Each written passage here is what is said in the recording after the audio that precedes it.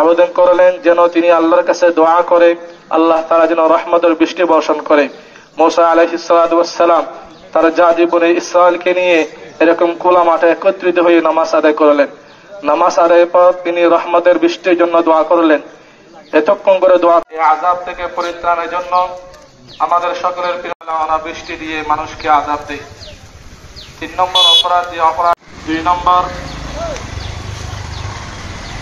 লাম ইয়ামকুসুল মিকিয়াল ওয়াল মিজানা।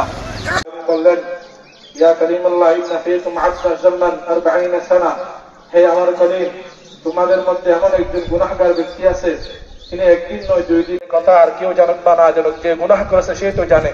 তখন সে মনে মনে আল্লাহর কাছে তওবা করলো, ইয়া আল্লাহ, আল্লাহুম্মা আস্তুর।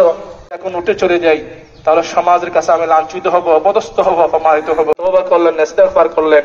এদিকে মুসা আলাইহিস সালাতু ওয়াস সালাম ইন্নাহু কানা গফফারা ইউরসিলিস সামাআ আলাইকুম মিদরারা ওয়া ইমদিদুকুম বিআমওয়ালিন ওয়া বানিন ওয়া ইয়াজআল লাকুম জান্নাতিন ওয়া ইয়াজআল লাকুম আনহারা।